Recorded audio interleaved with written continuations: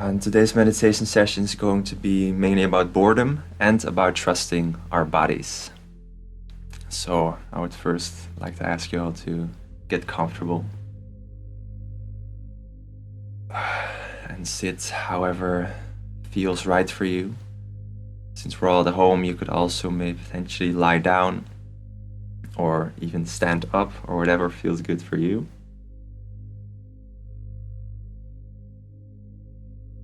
And once everybody gets settled a bit, we're going to slow down.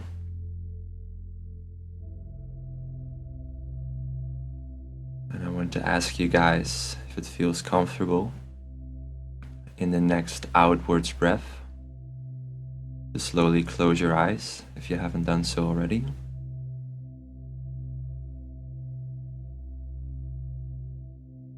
And at first, we're going to take some extra time today to settle in. First of all, I would like to invite you all to kind of stretch out your bodies in any way that feels comfortable. And we're going to do this for about a minute or so. So really take your time to do this. Maybe you have some extra tension in your shoulders, in your neck. Wherever you feel like your body is not able to relax just yet, I want to ask you to kind of gently stretch that out and take that time.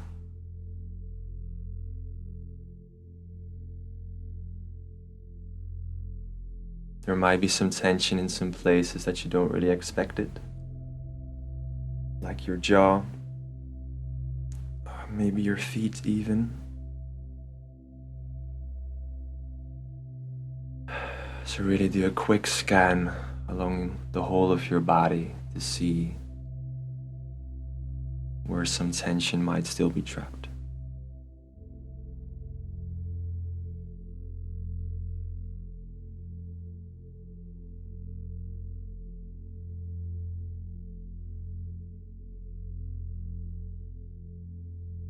If you feel like your body is just a bit looser than it just was, I want you to settle back into your comfortable position.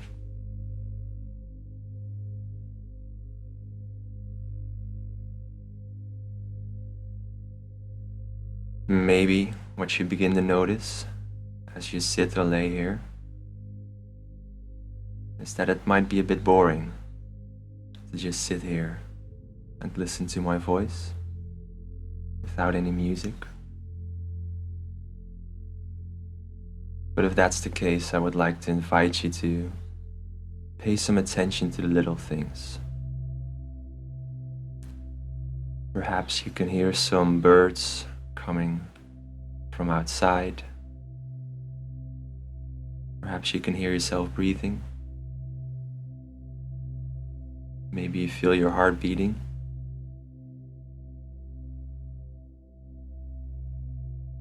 And our minds are so often used to having something to do all day long that it can be hard for you to focus on these small things. But really try to accept that this is now a time where you don't have to do anything, that you can just enjoy everything around you and being inside of your own body.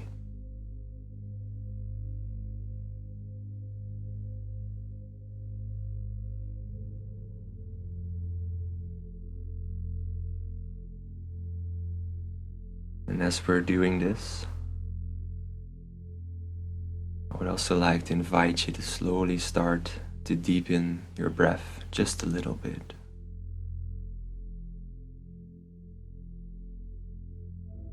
Maybe your outwards breath can be stretched just a little bit longer than before. And maybe you can have a slight pause between every breath.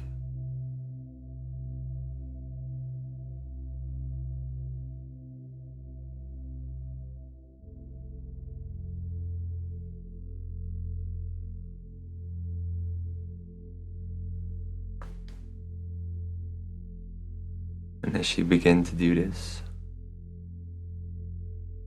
you might start to feel some energy or buzzing inside of your body.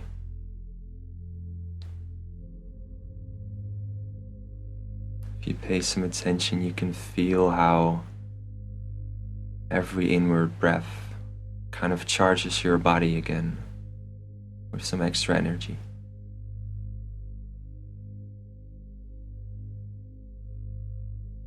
And you can also feel how it starts to relax your body just a bit more.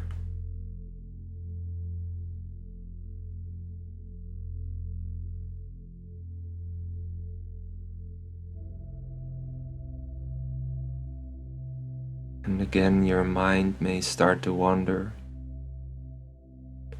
Your mind may start to look for other things to do or other things to focus on.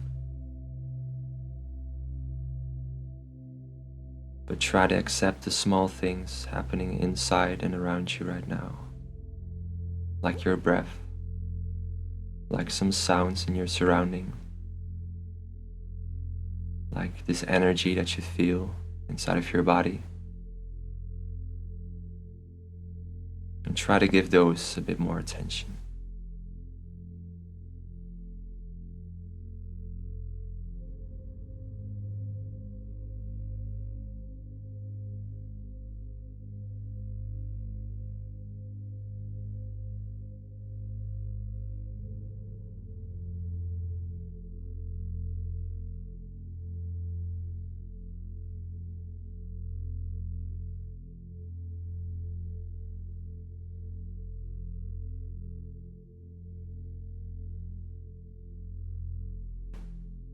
Feel the rising and falling of your chest or belly as you breathe in and out.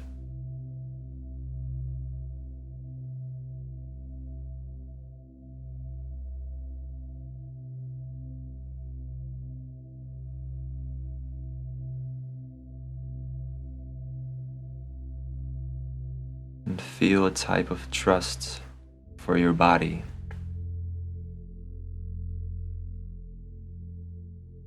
To kind of process the food that you might have eaten earlier today. Trust your body that it will keep breathing in and out. And trust your body that it is so very intelligent. That there are so many processes happening inside your body. That it just takes care of it for you. And you don't have to think about any of those. You just have to be.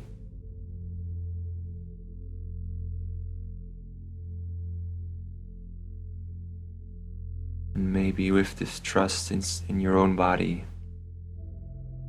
comes a sense of safety with it.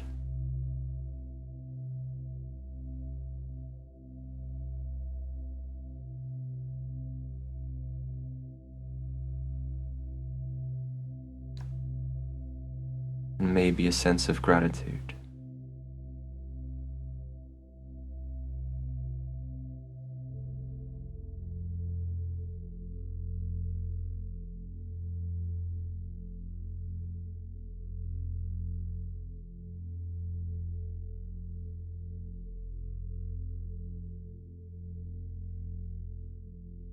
And as we're all sitting here,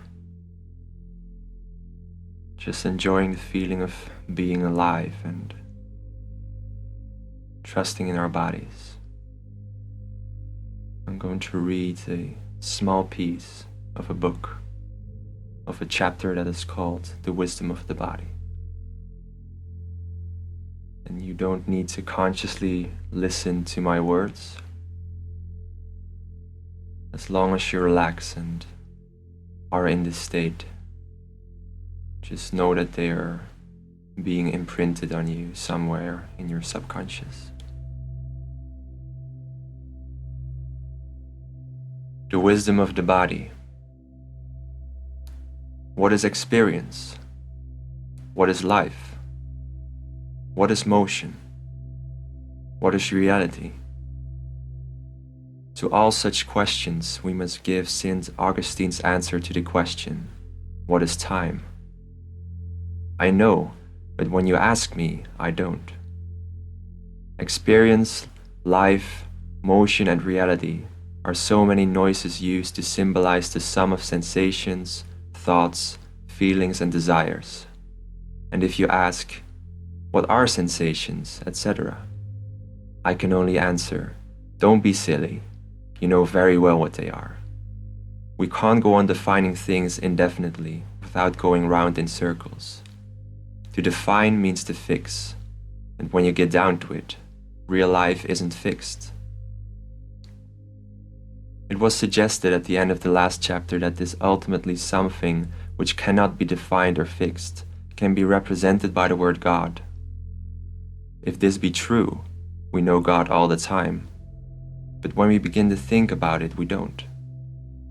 For when we begin to think about experience, we try to fix it into rigid forms and ideas. It is the old problem of trying to tie up water in parcels, or attempting to shut the wind in a box. Yet, it has always been taught in religion that God is something from which one can expect wisdom and guidance. We have become accustomed to the idea that wisdom, that is knowledge, advice, and information, can be expressed in verbal statements consisting of specific directions. If this be true, it is hard to see how any wisdom can be extracted from something impossible to define. But in fact, the kind of wisdom which can be put in the form of specific directions amounts to very little, and most of the wisdom which we employ in everyday life never came to us as verbal information. It was not through statements that we learned how to breathe, swallow, see, circulate the blood, digest food, or resist diseases. Yet these things are performed by the most complex and marvelous processes which no amount of book learning and technical skill can reproduce. This is real wisdom, but our brains have little to do with it. This is the kind of wisdom which we need in solving the real, practical problem of human life. It has done wonders for us already, and there is no reason why it should not do much more. Without any technical apparatus or calculations for prediction, homing pigeons can return to their roots from long distances away. Migrant birds can revisit the same locations year after year, and plants can devise wonderful contraptions for distributing their seeds in the wind. They do not, of course, do these things on purpose, which is only to say that they do not plan and think them out. If they could talk, they could no more explain how it is done than the average man can explain how his heart beats.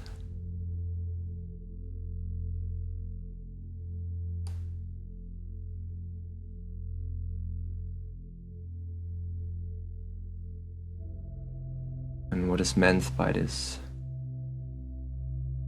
book is that the true wisdom in our bodies cannot be defined. They can only be understood by being felt, as I hope you are feeling right now. I hope that you feel a sense of your body being alive, a sense of your body taking care of you, a sense of your body protecting you and doing everything it can to keep you safe.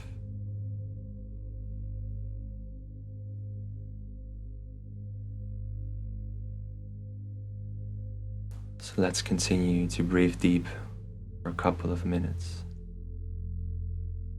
and reflect on this gratitude and this ultimate wisdom that is our bodies, that doesn't need our mind's interference.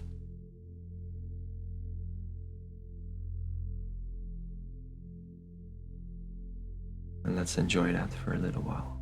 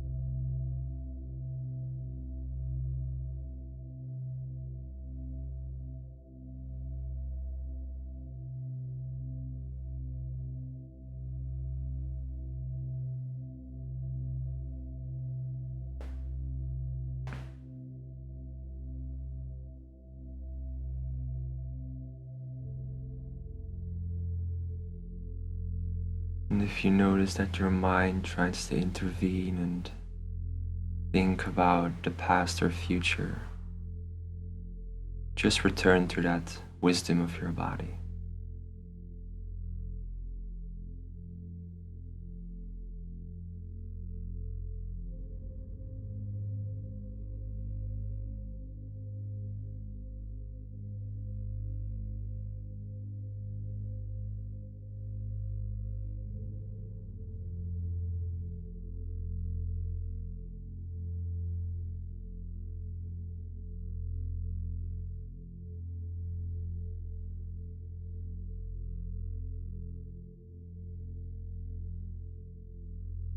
There's nothing for you to do at this moment except enjoy this great gift that you have received.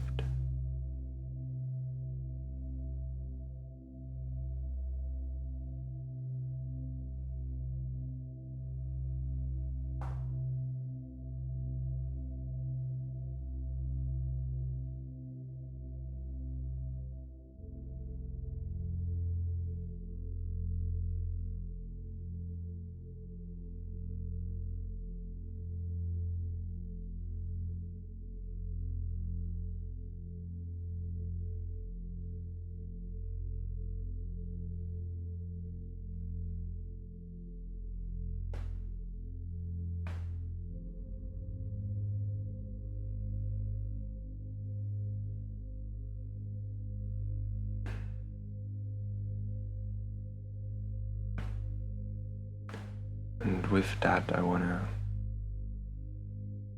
ask you, while still being in this mind space, to slowly start to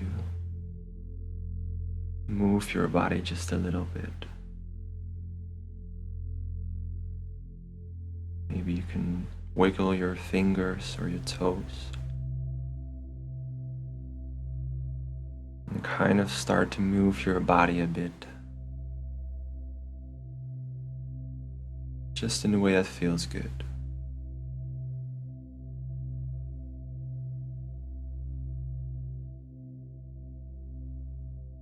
Maybe it feels like you're dancing just a little bit.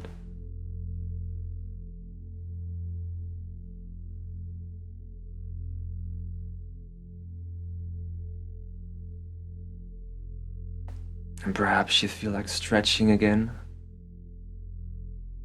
Like a big stretch, like you just woken up.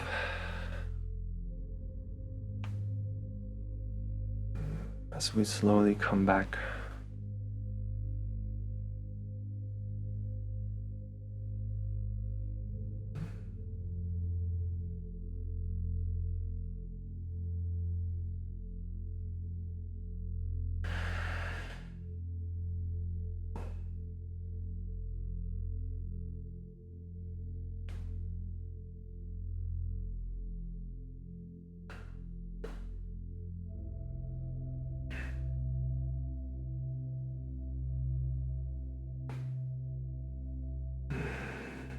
Maybe you have fallen asleep, or you're just lying there super comfortably, which is also fine.